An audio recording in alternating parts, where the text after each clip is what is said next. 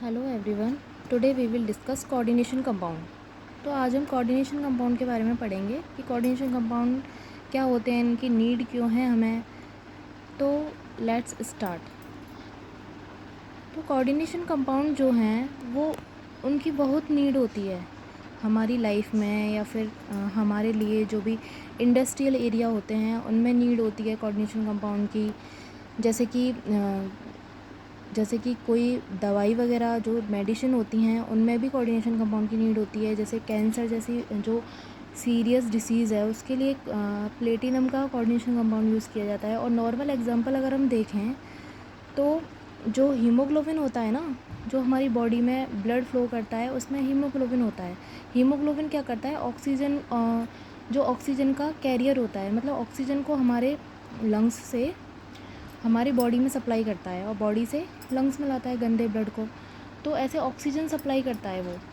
तो अगर हीमोग्लोबिन नहीं होगा तो हम जीवित नहीं रहेंगे, क्योंकि हमारी ऑक्सीजन सप्लाई नहीं होगी। तो हीमोग्लोबिन जो है वो कोऑर्डिनेशन कंपाउंड है। ऐसे ही प्लांट्स की जो लीव्स होती हैं, पत्तियाँ होती हैं, उनमें क्लोरोफिल होता है जिसमें मैग्नीशियम होता है। मैग्नीशियम के साथ पोरफायरिन रिंग होती है, और जो हीमोग्लोबिन होता है उसमें क्लोरीन रिंग होती है। ऐसे ही विटामिन B12 जो होता है इसमें क्लोरीन रिंग होती है। और कोबाल्ट जो है मेटल होती है, सेंट्रल मेटल के रूप में होती है, जो केंद्र में जो मेटल होती है। तो ऐसे हमारे जो कोऑर्डिनेशन कंपाउंड है वो हमारी लाइफ में बहुत इंपॉर्टेंट होते हैं, इसलिए हम इस चैप्टर को पढ़ रहे हैं कोऑर्डिनेशन कंपाउंड को, क्योंकि ये बहुत ज़्यादा नीडेड वाले कंपाउंड हैं। ठीक है, तो कोऑर्डिनेशन कंपाउंड हम देखते हैं होता क्या है। कोऑर्डिनेशन कंपाउंड में क्या होता है, एक सेंट्रल मेटल होती है, एक मेटल होगी जो कि बड़े ब्रैकेट के अंदर होगी, बड़े ब्रैकेट के अंदर होगी मेटल, और उससे कुछ लिगेंड या कुछ एटम्स जुड़े हुए होंगे। वो क्या होंगे, उनको हम लिगेंड बोलेंगे। उनकी संख्या 4 हो सकती है, 5 हो सकती है, 8 हो सकती है, 6 हो सकती है। ऐसे फिक्स संख्या होती है इनकी, तो इनको लिगेंड बोलते हैं। बड़े ब्रैकेट के बाहर जो एटम होता है उसको हम क्या बोलते हैं, काउंटर आयन बोलते हैं। वो पॉजिटिव होगा, ऑलवेज विल बी पॉजिटिव। ठीक है, काउंटर आयन। और ब्रैकेट जो बड़ा बंद हो जाता है पूरा, उसको हम बोलते हैं कोऑर्डिनेशन एंटिटी, और इसको पूरे को हम बोलेंगे ओवरऑल पूरे को coordination compound. Coordination compound are the backbone of modern organic and bioorganic chemistry and chemical industry. Coordination compound जो है वो बैकबोन है मॉडर्न केमिस्ट्री है हमारी, और बायो केमिस्ट्री, जैसे कि इसमें क्लोरोफिल, हीमोग्लोबिन, विटामिन B12 ये सब आते हैं। और केमिकल इंडस्ट्री, बहुत सारे केमिकल्स भी इससे बनते हैं। केमिकल इंडस्ट्री में यूज़ होते हैं कोऑर्डिनेशन कंपाउंड। ठीक है, ये तीनों हो गए, क्लोरोफिल, हीमोग्लोबिन और vitamin B12। First of all Werner जो थे उन्होंने कोऑर्डिनेशन कंपाउंड से रिलेटेड थ्योरी दी थी, उसको हमने बोला वर्नर थ्योरी। वर्नर थ्योरी में उन्होंने कुछ स्पेसिफिक, मतलब कोऑर्डिनेशन कंपाउंड का जनरल स्ट्रक्चर बताया था कि होता क्या है कोऑर्डिनेशन कंपाउंड। तो फर्स्ट ऑफ ऑल ये थ्योरी वर्नर ने दी थी। The main postulate of this theory, इस थ्योरी के अकॉर्डिंग क्या था, in coordination compound metal atom has 2 types of valency, primary and secondary. तो मेटल एटम जो थी, वो जो मेटल है, वर्नर ने बोला कि मेटल जो है वो 2 टाइप्स ऑफ वैलेंसी रखेगा, प्राइमरी एंड सेकेंडरी। ठीक है, अब प्राइमरी वैलेंसी जो होती है, प्राइमरी वैलेंसी आर नॉर्मल होती है, ionisable and satisfied by negative ion. ये जो होगी वो आयनाइजेबल होगी और सेटिस्फाइड किससे होगी, नेगेटिव आयन से सेटिस्फाइड होगी। ठीक है, प्राइमरी वैलेंसी। और secondary valency are non ionisable, मतलब आयनाइजेबल नहीं कर सकते, उसको आयन में डिवाइड नहीं कर सकते। And these are satisfied by neutral molecule. ये कैसी होगी, न्यूट्रल मॉलिक्यूल के रूप में होगी, और नेगेटिव आयंस भी हो सकते हैं। It is equal to the coordination number. ये जो है, जो सेकेंडरी वैलेंसी है वो कोऑर्डिनेशन नंबर के अकॉर्डिंग होती है। सेकेंडरी वैलेंसी को ही कोऑर्डिनेशन नंबर बोलते हैं, कि कोऑर्डिनेशन नंबर इसका कितना है, 6 है, 4 है, 8 है, क्या है, ऐसे उसमें ये सेकेंडरी वैलेंसी से डिसाइड होता है। अब है इसमें the ions group bond by the secondary linkage to the metal have characteristic special arrangement corresponding to different coordination number, that is called coordination polyhedra. मतलब कोऑर्डिनेशन पॉलीहेड्रा जो होता है उसमें क्या होता है, जो मेटल होता है वो सेंट्रल मेटल जो होता है वो सेकेंडरी वैलेंसी जो कि नॉन आयनाइजेबल होती हैं, आयनाइजेबल नहीं होती, उनके साथ एक स्पेशल अरेंजमेंट दिखाता है, स्पेशल अरेंजमेंट दिखाता है।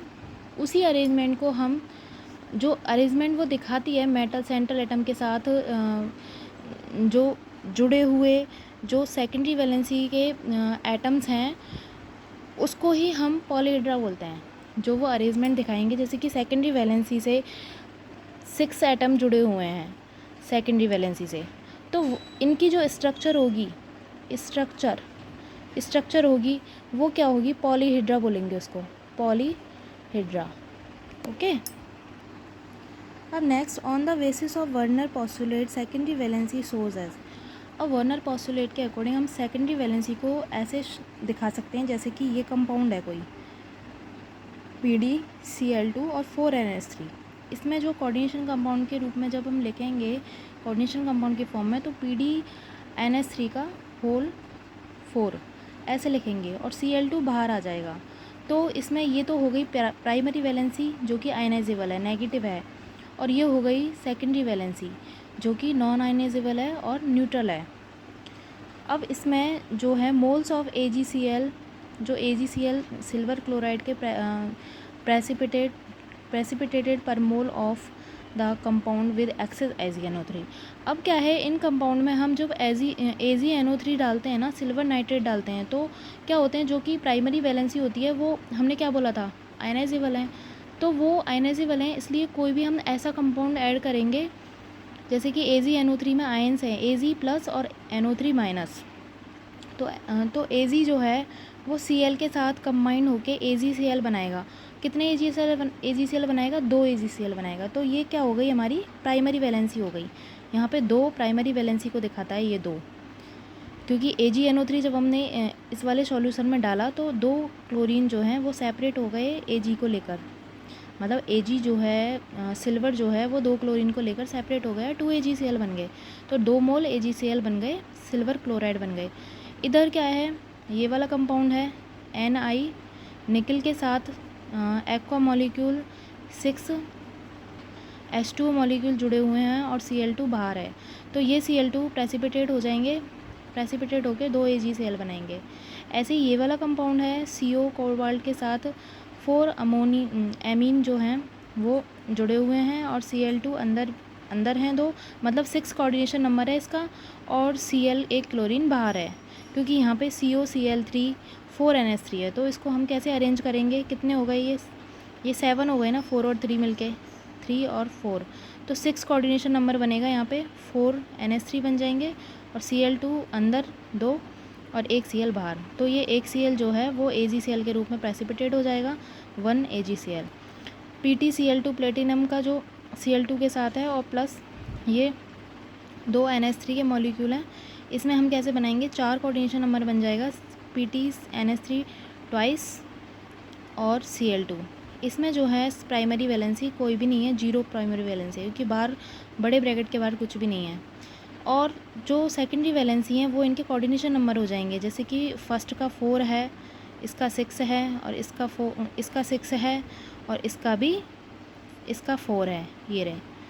अब सेकंड में भी ऐसे ही बताया गया है, some of chloride ion could be precipitate as AgCl के रूप में प्रेसिपिटेट कर सकते हैं क्लोराइड आयन को on adding excess silver nitrate. वही जो मैंने बता चुकी हूँ पहले ही, एक्सेस में अधिक मात्रा में जब सिल्वर नाइट्रेट ऐड करेंगे तो क्या होगा, AgCl जो है क्लोराइड आयन AgCl के रूप में प्रेसिपिटेट हो जाएंगे। तो 1 मोल अगर हमने ये वाला कंपाउंड लिया है COCl3 और 6 NH3, तो CONH3 का 6 और Cl3, तो 3 प्राइमरी वैलेंसी, तो ये मोल ऑफ AgCl के रूप में ऑब्जर्व होंगे। जो भी प्राइमरी वैलेंसी है वो मोल ऑफ AgCl के रूप में ऑब्जर्व होती है सिल्वर नाइट्रेट डालने पर। ऐसे ही इसमें COCl3 5NH3, CONH3 का 5 और Cl और Cl2 बाहर, तो ये 2 AgCl ऑब्ज़र्व हो जाएंगे हमें। उसके बाद 1 मोल COCl3 एंड 4 NH3 जब हम लेंगे तो CONH3 का 4 एंड Cl2, उसके बाद ये1 Cl जो है वो प्रेसिपिटेट हो जाएगा 1 AgCl, 1 mole of AgCl observe हो जाएगा। ठीक है, तो वर्नर थ्योरी ओवरऑल क्या है, प्राइमरी एंड सेकेंडरी वैलेंसी के बारे में बताती है। तो प्राइमरी वैलेंसी होती है जो वो ब्रैकेट के बाहर होती है और आयनाइजेबल होती है और नेगेटिव होती है। मतलब कुछ भी ऐसा आयन से रिलेटेड हम डालेंगे, कुछ भी आयंस वाला कंपाउंड कुछ भी डालेंगे हम इसमें, तो वो आयनाइजेबल हो जाएगी, आयन के रूप में बाहर निकल जाएगी। ठीक है, और जो सेकेंडरी वैलेंसी होती है वो नॉन आयनाइजेबल होती है और न्यूट्रल और नेगेटिव आयन से सेटिस्फाइड होगी। नेगेटिव भी हो सकते हैं उसमें और न्यूट्रल भी हो सकते हैं, लेकिन आयनाइजेबल नहीं होगी, वो अपने सेंट्रल मेटल को छोड़कर नहीं जाएगी बाहर निकल के, जैसे क्लोरीन जा रहे थे निकल के, क्योंकि वो आयनाइजेबल थी प्राइमरी वैलेंसी। तो ओवरऑल वर्नर ने यही बताया प्राइमरी एंड सेकेंडरी वैलेंसी के बारे में। अब हम छोटा सा कंसेप्ट इसको भी देखते हैं, डबल साल्ट एंड कंपाउंड। कभी कभी पूछ लेते हैं 12th क्लास में कि बोर्ड में कि double salt and what is difference between double salt and complex. ठीक है, तो हम कैसे बताएंगे, डबल साल्ट जो होता है वो द कोऑर्डिनेशन ऑफ 2 और more than 2 salts are called double salt. जो डबल साल्ट होता है वो 2 या 2 से अधिक जो कंपाउंड होते हैं उनका जो है वो बना होता है। क्या, डबल साल्ट होता है वो एक कोऑर्डिनेशन होता है 2 और मोर देन 2 साल्ट्स का, मतलब 2 या 2 से अधिक साल्ट जब मिलते हैं तो डबल साल्ट बनता है। और ये जो है कम्प्लीटली डिसोसिएट हो जाता है सिंपल आयंस में। सिंपल आयंस में डिसोसिएट कर सकते हैं हम वाटर की प्रेजेंस में। अगर H2O हम ऐड कर दें इसमें तो आयन आराम से ये सेपरेट हो जाएगा सिंपल छोटे छोटे आयंस में, मतलब छोटे छोटे कंपाउंड में, सिंपल आयंस जो होते हैं ना उनमें हो जाएगा ये सेपरेट। और लेकिन कॉम्प्लेक्स जो होता है, these are not combination of 2 और मोर देन 2 साल्ट। ये 2 और 2 से अधिक साल्ट का कॉम्बिनेशन नहीं होता और ये डिसोसिएट भी नहीं होता सिंपल आयन में। अगर वाटर हम ऐड करेंगे कॉम्प्लेक्स में तो ये सिंपल आयन में डिसोसिएट नहीं होगा। ठीक है, अब ये है KCl जो डबल साल्ट का एग्जांपल है वो है कॉर्नेलाइट एंड मोर साल्ट और पोटास एलम जो फिटकरी होती है। KCl MgCl2 और 6H2O इसमें वाटर के फॉर्म में प्रेजेंट है, इसको हम बोलते हैं कॉर्नेलाइट। एंड ये जो मोर साल्ट है उसको FeSO4 एंड NH4 का ट्वाइस और SO4 और 6H2O इसमें भी प्रेजेंट है। ठीक है, इसको मोर साल्ट बोलेंगे। और पोटास एलम है KAlSO4 का ट्वाइस और 12H2O, ये पोटास एलम फिटकरी हो गई। लेकिन जो कॉम्प्लेक्स होते हैं वो 2 या 2 से अधिक साल्ट के कॉम्बिनेशन नहीं होते और ये डिसोसिएट भी नहीं कर सकते इनको हम। तो Fe ये एक तरह से कॉम्प्लेक्स हो गए, Fe सेंट्रल एटम और ये लिगेंड हो गया और ये पूरा कॉम्प्लेक्स बन गया। इनको हम अलग नहीं कर सकते, जैसे कि आयरन को अलग कर दें, Cn को अलग कर दें, ऐसे अलग नहीं कर सकते, लेकिन इनको हम तोड़ सकते हैं। KCl अलग तोड़ सकते हैं, MgCl2 अलग तोड़ सकते हैं, ऐसे ही FeSO4 अलग कर सकते हैं हम, NH4 प्लस आयन अलग कर सकते हैं, SO4-2 अलग कर सकते हैं, ऐसे इनको अलग किया जा सकता है। ठीक है, अब आगे का हम कल डिस्कस करते हैं। Okay, thank you.